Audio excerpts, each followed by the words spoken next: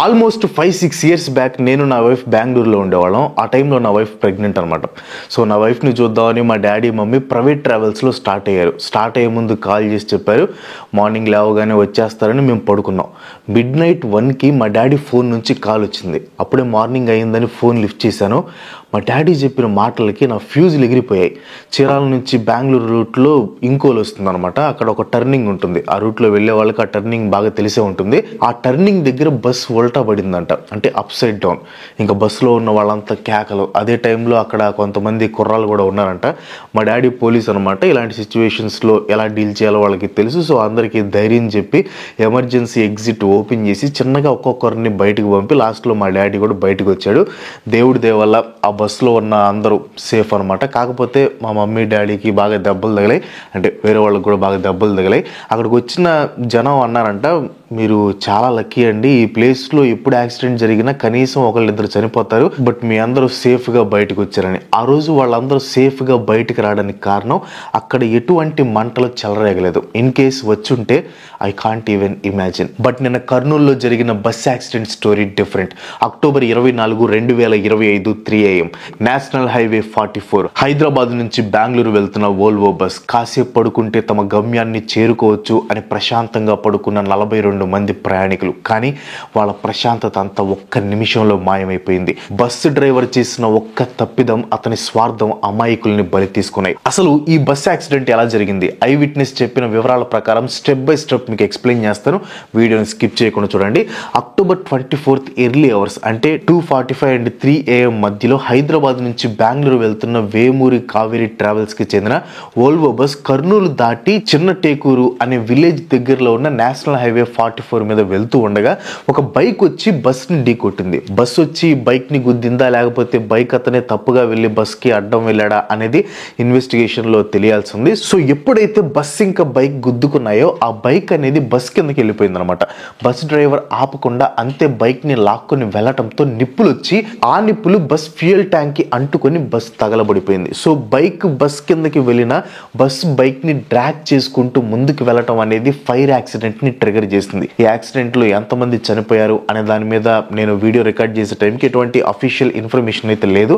కొన్ని సోర్సెస్ ప్రకారం 20 నుంచి 25 మంది చనిపోయారు అని చెప్తుంటే ఇంకొన్ని సోర్సెస్ మాత్రం 12 మంది ప్రాణాలు విడిచారు అని చెప్తున్నాయి. పాపం కొంతమంది నిద్రలో నుంచి లేవకుండానే ప్రాణాలు వదిలేశారు. బాడీస్ పూర్తిగా కాలిపోవడంతో చనిపోయిన వాళ్ళని ఐడెంటిఫై చేయడం కూడా కష్టంగా మారింది. అదే పనిగా వర్షం పడుతూ ఉండటం ప్లస్ యాక్సిడెంట్ అయిన బస్సు వల్ల హెవీ ట్రాఫిక్ ఏర్పడటంతో రెస్క్యూ ఆపరేషన్ కి కూడా బాగా ఇబ్బంది కలిగిందని అఫీషియల్స్ చెప్పారు. ఇవి ఈ బస్ ఫైర్ యాక్సిడెంట్ కి సంబంధించిన బేసిక్ డీటెయిల్స్. అయితే ఈ యాక్సిడెంట్ నుంచి కొంతమంది సేఫ్ గా తప్పించుకున్నారు. యాక్సిడెంట్ ఎలా జరిగింది అనేది వాళ్ళు డీటెయిల్డ్ గా ఎక్స్ప్లెయిన్ చేశారు అనమాట. బెంగళూరుకి చెందిన రమేష్ అనే వ్యక్తి దీపావళికి హైదరాబాద్ వచ్చి ఈ బస్సులో బెంగళూరు బయలుదేరాడంట. ఇతనితో పాటు అతని తమ్ముడు ఫ్యామిలీ మొత్తం 8 మంది బస్సులో ఉన్నారంట. బస్ బైక్ ని ఢీ కొట్టినప్పుడు రమేష్ వాళ్ళు బస్ టైర్ కి పంచర్ అయిందేమో అనుకున్నారంట. కానీ కొద్ది క్షణాల్లోనే బస్ అంతా పొగ వచ్చేసి బయట మంటలు కనిపించాయంట. దాంతో వెంటనే రమేష్ బస్ బ్యాక్ సైడ్ ఉండే పెద్ద విండోని పగలగొట్టి తన ఫ్యామిలీలో ఉన్న నలుగురితో పాటు ఇంకొంతమందిని కాపాడాడంట. కానీ రమేష్ తమ్ముడు ఫ్యామిలీ మాత్రం మంటల్లోని చిక్కుకుపోయారంట. ఏసీ బస్ కావటంతో చాలా మందికి ఏం జరుగుతుందో కూడా అర్థం కాలేదంట. విండోస్ పగలగొడుతున్న సౌండ్కి లేచామని లేకపోతే చనిపోయే వాళ్ళమని యాక్సిడెంట్ నుంచి తప్పించుకున్న ఇంకొక ఐ విట్నెస్ చెప్పాడు. హైదరాబాద్కి చెందిన అశ్విన్ అని ఇంకో సర్వైవర్ బస్ యాక్సిడెంట్ గురించి చెప్పాడు అనమాట.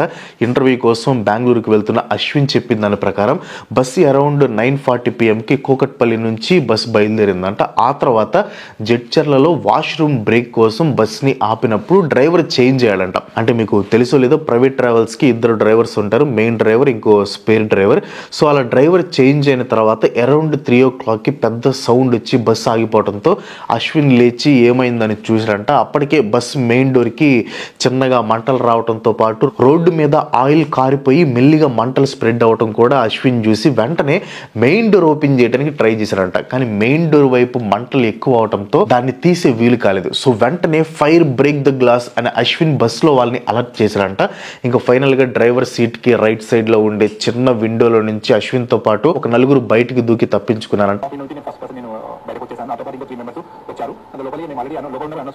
ఇంకా బస్ యాక్సిడెంట్ నుంచి బయటపడిన వాళ్ళు కాకుండా యాక్సిడెంట్ జరిగిన టైంలో హైవే మీద వెళ్ళే వెహికల్స్లో ఉన్న వాళ్ళు కూడా ఈ ఇన్సిడెంట్ని విట్నెస్ చేశారు. వాళ్ళు చెప్పిన దాని ప్రకారం కొన్ని సెకండ్స్లోనే బస్కి మంటలు అంటుకొని సడన్గా ఒక బాంబు పేలినట్టు ఒక సౌండ్ వచ్చి బస్ మొత్తం మంటలు అంటుకున్నాయంట. హైమా అనే ఐ విట్నెస్ యాక్సిడెంట్ జరిగిన టైంలో అక్కడే ఉన్నారు. ఈమె పుట్టపర్తి వెళ్ళి హైదరాబాద్ తిరిగి వస్తూ ఉండగా కర్నూలు హైవే 44 మొత్తం ట్రాఫిక్ జామ్ అయిందంట.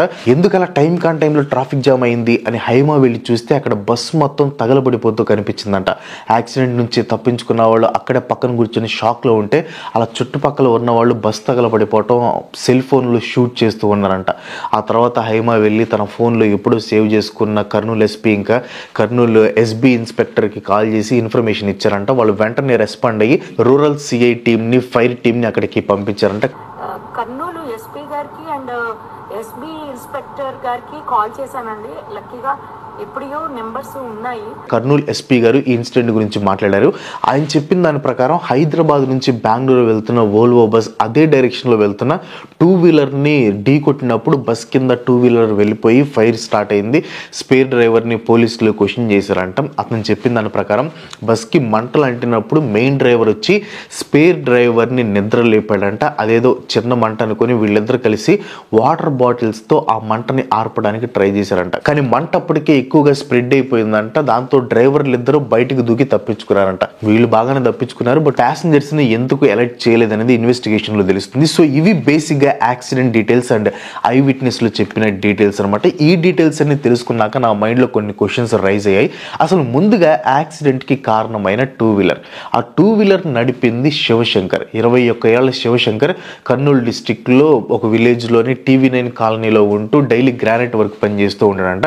కర్నూలు ఎస్పీ గారు చెప్పిన దాని ప్రకారం యాక్సిడెంట్ అయిన వోల్వో బస్ అండ్ శివశంకర్ నడుపుతున్న 2-వీలర్ బైక్ రెండు ఒకే డైరెక్షన్ లో వెళ్తున్నాయి. వర్షం వలన కావచ్చు లేదా శివ తప్పిదం వలన కావచ్చు, ఏదేమైనా బస్ బైక్ ని ఢీ కొట్టినప్పుడు ఏం చేయాలి? డ్రైవర్ వెంటనే బస్ ఆపేయాలి. కానీ డ్రైవర్ బస్ ని ఆపలేదు. దీన్ని అఫీషియల్ గా ఎవరు డిక్లేర్ చేయలేదు. కానీ సర్వైవర్స్ ఇంకా ఐ విట్నెస్లు చెప్పేదాని ప్రకారం బైక్ ని గుద్దిన తర్వాత ఆల్మోస్ట్ 50 నుంచి 100 మీటర్స్ వరకు బస్ అంతే ముందుకు వెళ్ళిందంట. అంత దూరం ఈడ్చుకుని వెళ్ళటం వల్లనే ఏమో 2-వీలర్ బస్ మధ్యలో ఇరుక్కుని ఉంది. ఆ ఈడ్చుకుని వెళ్లే టైంలో నిప్పులు రాజుకొని బస్ ఫ్యూయల్ ట్యాంక్ కి మంట అంటుకుని యాక్సిడెంట్ కి కారణమైంది. సో క్లియర్ గా ఇది బస్ డ్రైవర్ తప్పిదమే. బైక్ ని గుద్దిన వెంటనే బస్ ఆపేసి ఉంటే ఎంత దారుణం జరిగేది కాదు. బైక్ ని గుద్దేసి తప్పించుకుందామని డ్రైవర్ ప్రయత్నం చేశాడు. కానీ దాని వల్ల వచ్చే ప్రమాదాన్ని అంచనా వేయలేకపోయాడు. మంటలు వస్తున్నాయని గ్రహించిన మెయిన్ డ్రైవర్ స్పేర్ డ్రైవర్ ని నిద్రలేపాడు. వాళ్ళిద్దరు కలిసి మంటల్ని వాటర్ బబుల్ తో ఆర్పడానికి ట్రై చేశారంట.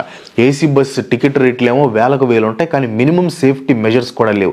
ఏసీ బస్సులో ఫైర్ ఎక్స్టింగ్విషర్ లేదా ఫైర్ సేఫ్టీ కిట్ అనేది ఖచ్చితంగా ఉండి తీరాలి. కానీ ఈ బస్సులో అలాంటిది ఉందో లేదో కూడా తెలియదు. ఒకవేళ ఫైర్ కిట్స్ ఉన్నా ఫైర్ని ఎలా ఆపాలి అనే మినిమం నాలెడ్జ్ కూడా ప్రైవేట్ ట్రావెల్స్ బస్ డ్రైవర్స్కి లేనట్లుంది. మీకు తెలుసో లేదో, ఈ వోల్వో బస్సులో మెయిన్ డోర్ ప్లస్ ప్యాసింజర్స్ బయటకు రావడానికి ఇంకో డోర్ కూడా ఉంటుంది. ఈ 2 డోర్స్ ఓపెన్ చేయాలంటే డ్రైవర్ సీట్ దగ్గర ఉన్న వాళ్ళే ఓపెన్ చేయాలి. ప్యాసింజర్స్ ఓపెన్ చేయడానికి ఉండదన్నమాట. మంటలు వస్తున్నాయి అని తెలిసిన వెంటనే ఈ 2 డోర్లు ఓపెన్ చేసి ప్యాసింజర్స్ని అలర్ట్ చేయకుండా డ్రైవర్లు ఇద్దరు నిర్లక్ష్యంగా వ్యవహరించి తప్పించుకోవడంతో ఈ రోజున ఇంతమంది ప్రాణాలు పోగొట్టుకున్నారు. ఏసీ బస్ అవ్వటంతో రగ్గులు కర్టన్లు మండుకొని మంటలు చాలా త్వరగా వ్యాపించాయంట. కొంతమంది అయితే పాపం నిద్రలోనే ఉన్నారంట. అంటే వాళ్ళు ఎందుకు చనిపోతున్నారో వాళ్ళకి తెలియకుండా చనిపోయారు. యాక్సిడెంట్ అయిన బస్ యొక్క బస్ ఫిట్నెస్ 2024లోనే ఎక్స్పైర్ అయిపోయిందంట. ఈ బస్ మీద 23,000 రూపాయల ఫైన్స్ కూడా ఉన్నాయని రిపోర్ట్స్ వస్తున్నాయి. బస్ ఫిట్నెస్ అంటే బస్ కి చేసే mandatory inspection and certification process అనమాట. బస్ మెకానికల్ గా సేఫ్ గా ఉండి ట్రావెలింగ్ కి ఎలిజిబుల్ గా ఉందని చెప్పేదే ఈ బస్ ఫిట్నెస్. అయితే వేమూరి కావేరి ట్రావెల్స్ వాళ్ళు మాత్రం బస్ కి ఫిట్నెస్ సర్టిఫికెట్లు ఉన్నాయని చెప్తున్నారు. అండ్ బైక్ స్కిడ్ అయ్యి బస్ కిందకి వెళ్ళటం, ఆ వెంటనే బైక్ లో నుండి మంటలు వచ్చి బస్ కి అంటుకోవటం వల్లనే యాక్సిడెంట్ జరిగిందని వేమూరి కావేరి యాజమాన్యం వాళ్ళు చెప్తున్నారు. ఏది నిజం అనేది పోలీస్ ఇన్వెస్టిగేషన్ లో బయటకు వస్తుంది. బస్ మాత్రం కండిషన్ లో ఉందని వేమూరి కావేరి ట్రావెల్స్ వాళ్ళు చెప్తున్నారు.